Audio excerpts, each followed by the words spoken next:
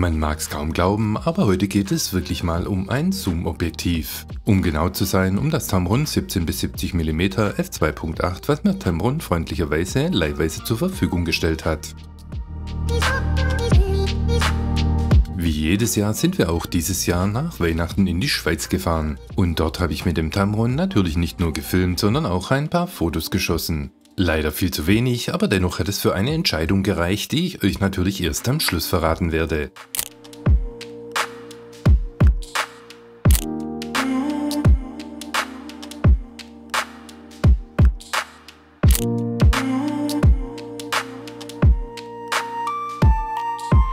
Wer meinen Kanal im letzten Jahr verfolgt hat, der hat sicherlich mitbekommen, dass ich schon seit längerer Zeit auf der Suche nach einem neuen Standardzoom bin. Dieses neue Standardzoom sollte dann auch das Original Fuji 18 bis 55 mm Kit-Objektiv ersetzen, mit dem ich in den letzten Monaten so meine Probleme hatte. Von Fuji wird es zwar demnächst ein neues Kit-Objektiv 16 bis 50 mm geben, aber das hat weder eine durchgängige Blende von 2.8 noch ist es staub- und spritzwassergeschützt. Und ganz ähnlich verhält es sich mit dem 18 bis 50 mm von Sigma. Beim Sigma ist zwar der Objektivanschluss staub- und spritzwassergeschützt, aber es hat keinen Stabi.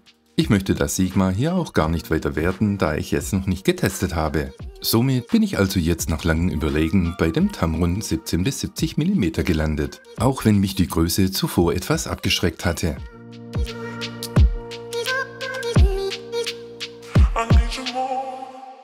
Getestet habe ich das Tamron sowohl mit der X-H2 als auch mit der X-T5. Was Performance und Qualität angeht, konnte ich hier aber keinen Unterschied feststellen. Sowohl im AFC als auch in den anderen Fokusmodi hat das Tamron an beiden Kameras sehr gut performt. Und das über alle Brennweiten hinweg. Die ersten Tests erfolgten schon an den Feiertagen, wo ich auch noch die Möglichkeit hatte, mein neues Blitzgerät zu testen. Vom Blitzen habe ich zwar keine Ahnung, aber dafür gibt es ja für die Anfänger den TTL-Modus. Und nach einigen Tests hat auch das ganz gut geklappt. Zumindest war ich mit den ersten Ergebnissen zufrieden. Bei den meisten Aufnahmen war ich mit Blende 2.8 oder 5.6 unterwegs.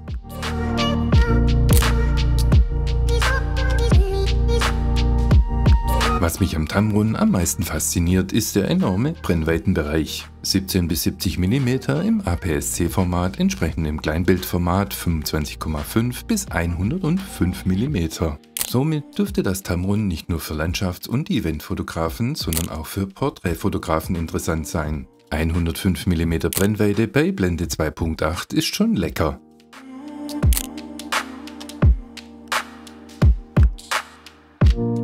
Und wenn wir jetzt schon von Brennweite und Blende sprechen, dann sei auch noch erwähnt, dass die kleinste Blendenöffnung 22 ist. Somit hat man auch bei den Blendenstufen eine enorm große Range. Und das ist vor allem beim Filmen nützlich, vor allem wenn man mal wieder den ND-Filter vergessen hat. Die Naheinstellgrenze beträgt im Weitwinkelbereich bei 17 mm nur 19 cm.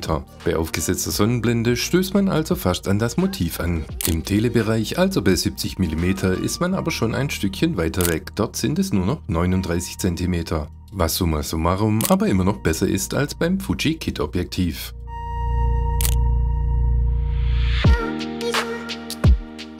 Von der Abbildungsqualität, der Schärfe und der Auflösung war ich ebenfalls sehr angetan. Was man hier bei diesem unbearbeiteten Bild auch ganz gut sehen kann. Bei Blende 5.6 und 17 mm Brennweite bekommt man schon eine ganz ordentliche Schärfe. Und auch die Auflösung kann sich sehen lassen.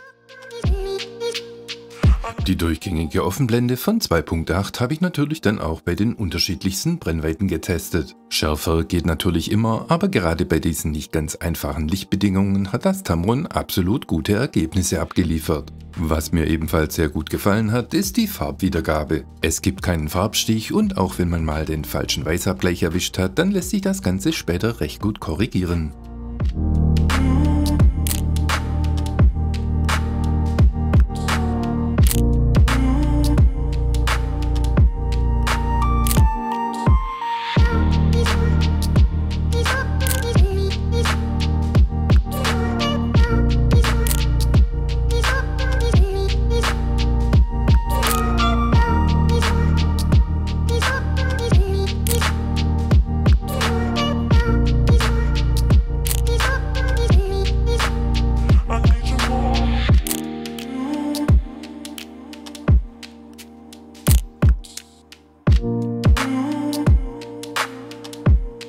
Kommen wir als nächstes zum Thema Lowlight und dafür ist natürlich nicht nur die Offenblende von 2.8 nützlich, sondern auch der verbaute Bildstabilisator.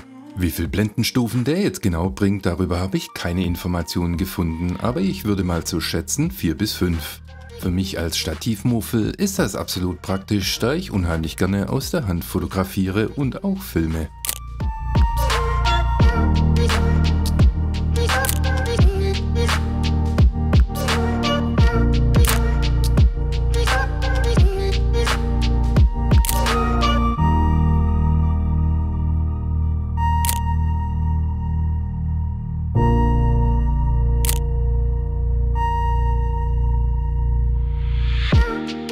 Im Vergleich zum Kit-Objektiv von Fuji 18 bis 55 mm ist das Tamron natürlich größer und auch etwas schwerer.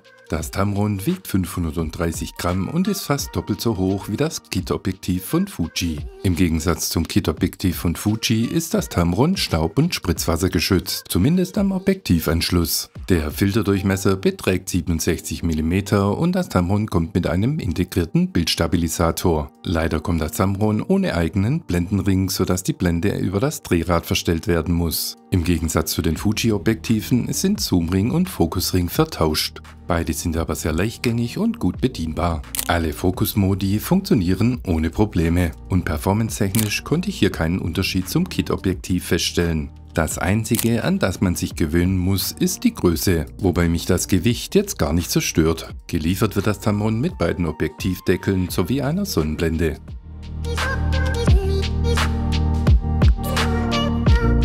Zusammenfassend kann man also sagen, mit dem Tamron 17 bis 70 mm bekommt man ein universelles Standardzoom, welches zudem auch noch mit einer Offenblende von 2.8 sowie einem Bildstabi ausgestattet ist. Was mir persönlich absolut gut gefallen hat, ist die extra Range bis 70 mm.